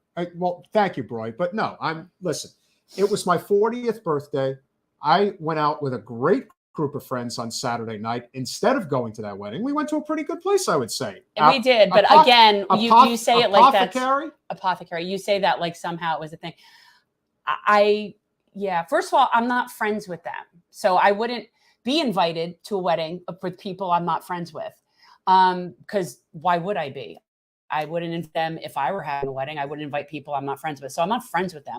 Yeah, so why would I go to their wedding? That was the thing that, and listen, it's a long story. I'm not going to get into the details, but look, I have a healthy respect for people that do this, that are trying to push the right message. But for a lot of them, this is a career. This isn't a career for us. No. We're here to try to help. We're literally trying to help. Right. This is what they do. So they think about things strategically, like, okay, a wedding, presidential candidate, then I get more subscribers, then we cross promote, then I get clicks, then we're not. Listen, we're friendly with Gavin and Zach of the Vanguard, but we call them out for what they do. They're clickbaity. That's what they do. It's a different form of TMZ. A lot of these other shows, they do the same thing, and for them, it works. You thought you saw a picture? That would be really funny. I must be like my doppelganger. I mean, listen, there was a lot of people that were there. Katie was there. Bree was there. The Vanguard boys were there. Jordan.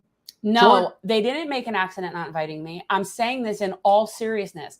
I'm not friends with them. Like just because we share political viewpoints and are content creators doesn't mean we're friends. Yeah. It doesn't mean I've never met them other than we had Crystal on the show once. So why would I be invited to their wedding? The one person that I am legitimately friends with, because I know what real friends are and I value what that means, even though we live in a world today. Jordan Chariton and a friend. And he and his wife Anat were at the wedding.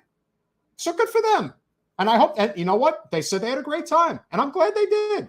And you know what? If Jordan had told me that he was going to be at the wedding, I might have had a second thought about it. But at the end of the day, I made a decision because it was my birthday. And it would have been kind of weird being at somebody's wedding on my 40th birthday.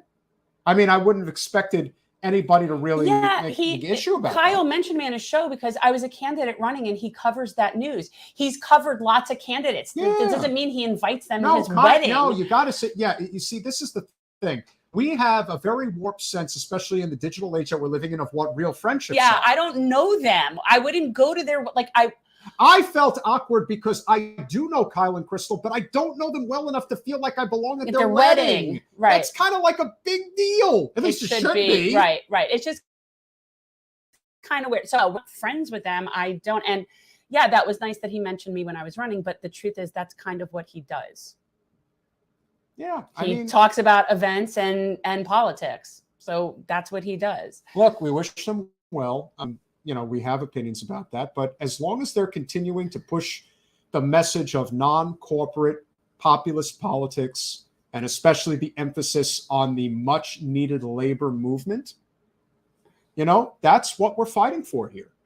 And I hope each and every one of you that are out there that are watching, that are supporting, our efforts, our friends' efforts, the shows. And listen, we're not gonna sit here and make a video about Kyle and Crystal's wedding and the fact that Marianne officiated. Who cares? I don't give a shit. But the other thing is I'm also just in general, people who know me know this.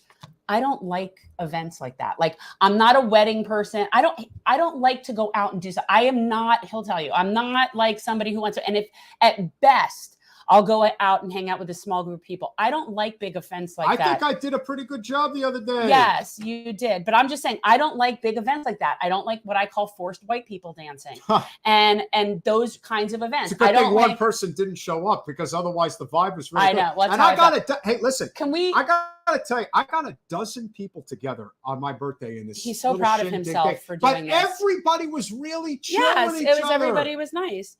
But I just for me, I don't like big events. I don't like showers. I don't like forced maudlin. I don't like forced maudlin bullshit. And to me, nothing screams forced maudlin bullshit more than a wedding. So I'm not a big fan of them. I don't like it in general. I actually didn't even have my own. I would have rather had the money. It was my husband who wanted a wedding.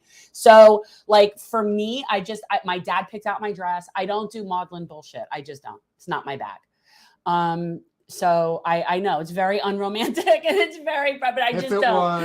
If it was Nina Turner's wedding. Well, when it's somebody that you're friends with, then you're there for them to be in that part of their life. But when it's just to go to an event, as you're just a guest to go to a CNBC and Who's Who event, no, I only go to things when it means something to me, and it would only mean something to me if I'm friends with the people. You know what I mean? I don't want to go to just somebody's wedding. I don't like my closest friend's daughter just graduated from college. They're having a party for her next week. That's it's a combined party with some other family people, whatever. I'm not even going. She messaged me. We're going to get together privately. We're going to get together, her and her daughter, because she knows, she's like, you don't have to come. Because it's got to keep up appearances. I don't keep up appearances. So I'm going to have to work some magic for Friday regarding Steve Rumbine coming on, assuming that we will still have Nikki Fried coming on at 4:00. If we do all of this to no avail, I'm going to be sad that we didn't just have our regular Wednesday night show, and that I'm going to have to do it Friday afternoon. Well, we will make the adjustment as needed. Now I got to message Steve and make sure that everything's copacetic for Friday, knowing that we have to adjust the time by an hour. No. That's my fault. Yes. That's my fault. Yeah. unless we work something out. I don't want to go live at 3. That's too early. It's too rushed. It's just not, it doesn't work for me. If you That's like, crazy. if you No one else adjusts their show times for us. I don't know anybody in the history we're since only we've been it for doing Nikki. this. I mean, well, we are, but we're also doing it for Steve since he could come on. Oh, if we're doing it for Nikki, then we're live at 4. Anything Right. else, then I'm sorry, no, stop it. Well, that was the time that she gave, and I didn't even put it out there. Imagine if the time was 3 o'clock. No, but I will. Let me tell you something. All right. I feel like I've been extremely kind of generous with the fact that we've had 2 missed appointments with her where she has been scheduled to come on at 2 different times and has to cancel 2 times. And I haven't really made a deal of it or whatever, but it's been because it's based on our time schedule. Fine. So now Nikki's agreed to come on Friday, and we're doing it on her time where it's good for her. So if it doesn't happen, then I'm going to make a deal. Then I'm going to say, look, that's just not cool. Like, that's a problem. Fairly warned. Patreon.com/generational change. For as little as $5 a month, you can become an amazing supporter of our channel. Of course, you get the Lulu sticker as an entry gift if you are so nice to do that. Shout out to new patron, $10 patron, Lisa Collins. Thank you, Lisa. You are an amazing supporter of our show, and Lisa does not want to receive any paraphernalia. She told us not to send her which any is paraphernalia. Fine, but your support is really, really appreciated. I do appreciate it. If you are the $10 subscriber like Lisa, you can get yourself the Manchin Parliamentarian bumper sticker, the most likely president of the United States in 24. Manchin apparently is being floated as a candidate to run. I'm not kidding. Now that however, will it be with the parliamentarian? We'll have to wait and see. If there is a Democrat, even though it's Democrat in name only, and let me say this. I don't know is the parliamentarian a Democrat necessarily, or is it just a nonpartisan thing? I think it's supposed to be nonpartisan. That's hilarious. But here's what I would say about the prospect of Manchin actually running for president. He is facing a very, very difficult re-election campaign for the U.S. Senate in 2024. Yes, is it conceivable that he just says to hell with it? He's in his 70s now. He actually looks good for his age. I will give him that. He could potentially lose his seat. Yeah. Is it conceivable that he says, you know what, I might as well take a shot and run for president? Knowing a guy like him running in a state like a South Carolina, adjacent, being in West Virginia, being in the Rust Belt to Michigan. He would actually do okay. He might, you know what? Especially if there's 4 candidates in the race. Well, no, what he should do is run as a Republican. That's a whole other story. Because he would actually do pretty well. He might. He would. He would be what would be considered like a moderate Republican, and I think he would actually do really well because. Well, thanks, Broy. I really appreciate the thought. I mean, that's going to make a worst possible situation. Oh my God, I don't think that anybody would choose her. Well, no, I think she's just too poison. Even at her highest level, I always thought that she was poison. But this is beyond poison. This is like get your ass. Who out would of he pick? life. He should pick Kirsten Sinema. He would pick somebody like that would be hilarious. That would be hilarious. That would be awesome. Yeah, come on, let's just make a complete mockery of everything. Cinema 24. I am not kidding. And by the way, for those that are considering being extremely generous, $25 a month patrons get the wonderful tri-blend generational change jersey. You know you want one. Silky smooth. Awesome. It says, "Here comes the sun." They're really cute. They really are. I am not kidding. Who Florida politics are floating as potential challengers to Rick Scott? Oh, you guys have to hear some of this. Dwayne Wade, who already moved out of the state. Although, you know what? Here's the thing, though. This is the problem with that particular race. I am not exaggerating. I'd vote for anybody. Anybody. I'm not exaggerating. I would vote for anybody over him. So that's the problem. So when you say Dwayne Wade, I'm like, oh, because I don't think he's a psychopath. So right there, he's definitely that's what I'm saying. We have a low bar we're dealing and with. Then of course, Rick Scott. And then you also have Grant Hill. So what is it with former NBA players that happen to be Florida residents? It's intimidating. Well, Dwayne Wade is. I can tell you what my thing is with Dwayne Wade. Dwayne Wade's a handsome fellow. Okay, beyond. But besides that, it's his lips. Dwayne Wade has oh my God, the most he's just delicious. Luscious. He does. I love his lips. I've always liked him. And he's not that tall for a basketball player. I don't know. He's only six. No, he's perfect. He's 6'4". So he's an appropriate height. He's not an offensive height. Grant Hill is about 6'7", 6'8". Now you're entering the territory of whoa. I don't know that I would even know him by looking at him. Grant Hill was a great player. Great guy. Okay, but now we're out of that. Handsome, suave, And I don't need like all that. Gabrielle coming after me or anything, but I'm just saying there's something about D Wade. Yeah, she's very, very protective of her husband. As well she should be. Those lips. It's delicious. It is what it is, man. Yeah, well, we'll see what happens. I don't think that's going to happen, but in this day and age, who the hell could be Mansion surprised by cinema. anything? Mansion cinema. The least of much. That's so funny. Well, look, she doesn't care about getting reelected to her seat. If anything changes significantly between now and Wednesday, you'll know. But otherwise, the Gen Z report at 9 o'clock on Thursday. They're going to be talking about, actually, they're going to be talking about the monarchy and what's going on in the UK with monarchy and coronation and all that. But these kids are really, they have really good conversation. And then, guys, don't forget, next Monday, John Perkins, Confessions of an Economic Hitman. We'll be talking about that. It's some serious, it'll be a great conversation. It is some seriously depressing shit. But yeah, I mean, he's a whistleblower for that industry, just like Wendell Potter is for healthcare. Oh, yes. Like this is, I mean, the secrets and the stuff that he's put out about the stuff that they did in foreign countries with dictators and like taking over shit and buying them out, like crazy shit. Yeah. And then, of course, on Friday, we are going to be, knock on wood, speaking with Nikki Fried and hopefully speaking with Steve Grumbine as well.